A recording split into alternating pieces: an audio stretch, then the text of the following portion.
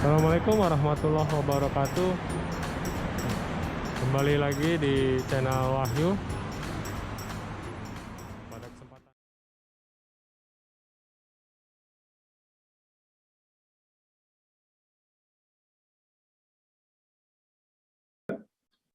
Assalamualaikum warahmatullahi wabarakatuh, teman-teman media dan seluruh masyarakat Indonesia yang kami cintai. Izinkan saya kembali menyampaikan evaluasi mingguan mengenai, karena tadi Presiden mengingatkan juga sudah banyak kelihatan kegiatan-kegiatan yang kadang-kadang agak mengabaikan protokol kesehatan, baik itu di pernikahan maupun di tempat pariwisata ataupun kegiatan-kegiatan lain.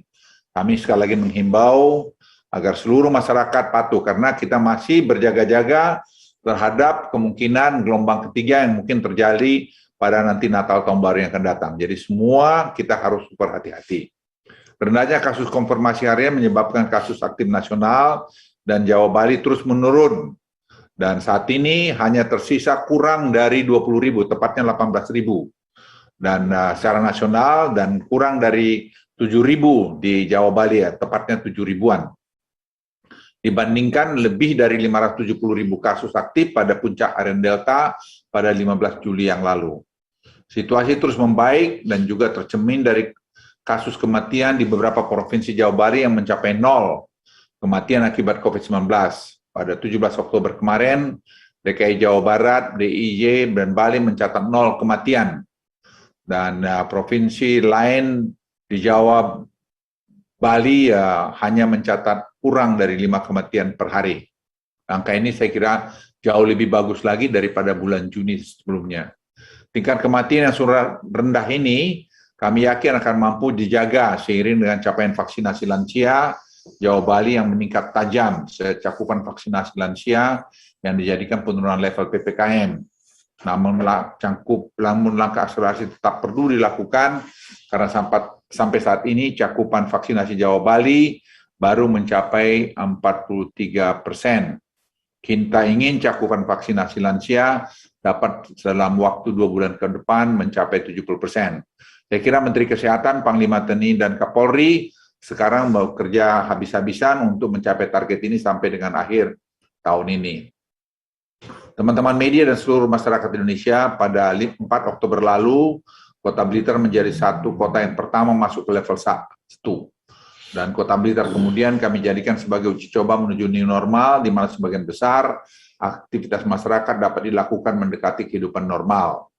Dalam kesempatan ini, saya dapat laporkan bahwa hasil evaluasi terhadap Kota Blitar menunjukkan hasil yang sangat positif.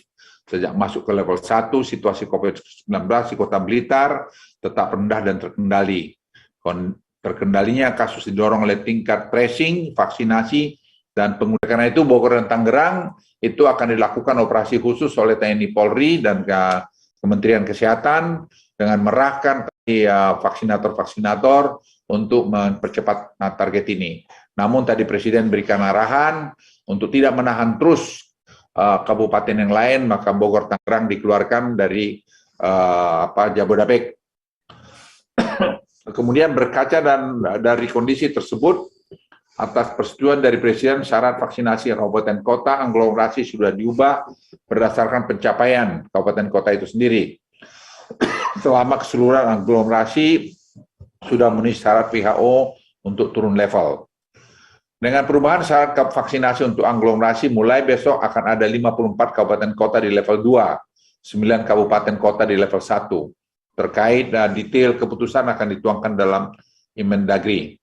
Teman-teman media dan seluruh masyarakat Indonesia, seiring dengan kondisi situasi COVID-19 semakin baik, ada beberapa penyesuaian aktivitas yang perlu disampaikan pada periode PPKM ini. Pertama, tempat bermain anak-anak yang meliputi mal, perbelanjaan boleh dibuka untuk kabupaten kota level 2. Kami mensyaratkan bahwa tempat bermain anak harus mencatat nomor telepon dan alamat orang tua serta waktu anak bermain untuk kebutuhan tracing. Kapasitas bioskop untuk kota level 2 dan 1 dapat dinaikkan menjadi 70% dan anak-anak diperkenankan untuk masuk bioskop pada level 1 dan 2. Sopir logistik yang menjadi isu kemarin dan kami sudah temuin mereka yang sudah divaksin 2 kali dapat menggunakan tes antigen yang dapat berlaku selama 14 hari untuk melakukan perjalanan domestik. Akan dilakukan random testing pada sopir dan logistik. Dan kita himbau bila ada sopir dan logistik yang merasa tidak nyaman dengan kondisinya supaya segera melaporkan diri untuk lakukan diperiksa. Anak-anak di bawah 12 tahun diperbolehkan masuk tempat wisata di level 2 yang dapat menggunakan Peduli Lindungi dengan didampingi orang tua. Uji coba tempat wisata di Kabupaten level 3 akan ditambah sesuai dengan izin Kemenparekraf. Wisata air dapat dibuka pada kabupaten kota level 2 dan 1. Peduli Lindungi menjadi alat kita untuk menahan peningkatan kasus di tengah pelonggaran aktivitas mobilitas masyarakat. Hingga saat ini, Peduli Lindungi telah digunakan lebih dari 102 juta kali di berbagai area publik dengan rata-rata penggunaan per hari mendekati 3 juta. Teman-teman media dan seluruh masyarakat Indonesia, terdapat beberapa hal yang ingin saya jelaskan berdasarkan hasil ratas yang baru selesai sejam yang lalu, 30 menit yang lalu. Pertama, terkait daftar 19 negara yang diperbolehkan masuk ke Bali, saya dapat jelaskan bahwa 9 negara tersebut dipilih untuk mempertimbangkan jumlah kasus dan tingkat positivity rate yang rendah berdasarkan standar WHO. Tapi bila mereka belum membuka ke kita, karena kita tersepakat resiprokal, mereka pun nanti tidak tertutup kemungkinan akan kita drop dari list 19 negara itu.